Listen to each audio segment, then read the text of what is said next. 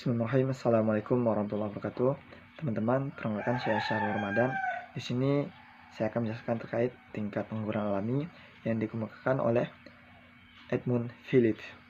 Ia mengatakan bahwasannya tingkat pengangguran alami adalah ketika suatu perekonomian berada dalam kondisi lapangan kerja penuh atau dikenal dengan full employment.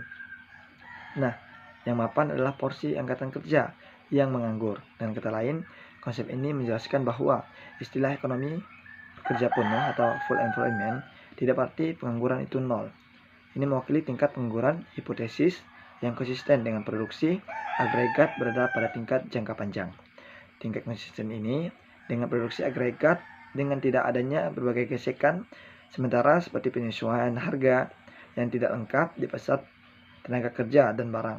Oleh karena itu, tingkat pengangguran alami sesuai dengan tingkat pengangguran yang berlaku dalam pandangan klasik tentang penentuan aktivitas.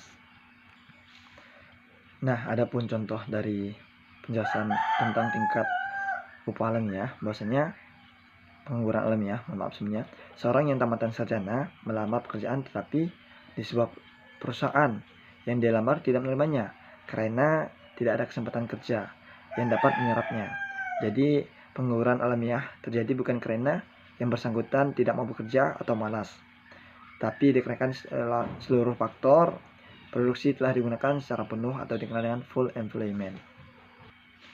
Adapun kritik dari teori ini, bahwasanya kritik utama dari tingkat alami adalah bahwa tingkat tidak ada bukti yang dapat dipercaya untuk itu, seperti yang dikatakan Milton Friedman sendiri bahwa kita tidak dapat mengetahui apa itu tingkat alami.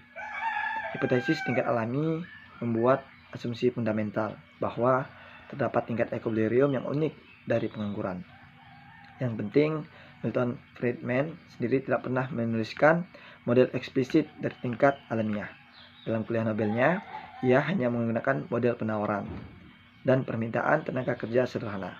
Yang lain berpendapat bahwa mungkin ada beberapa equilibria, misalnya karena eksternalitas penelusuran seperti dalam Nobel kelapa berlian, dan mungkin ada kisaran alami tingkat pengangguran daripada equilibrium yang unik.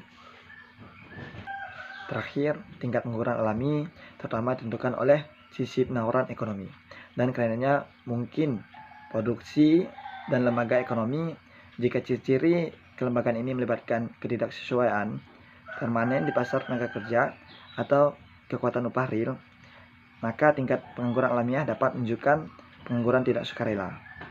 Tingkat pengangguran alami adalah kombinasi dari pengangguran friksional dan struktural yang bertahan dalam ekonomi yang efisien dan berkembang ketika tenaga kerja dan pasar sumber daya berada dalam equilibrium.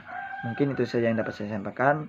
Kurang lebihnya mohon maaf. Wabillahi taufiq wal hidayah. Assalamualaikum warahmatullahi wabarakatuh.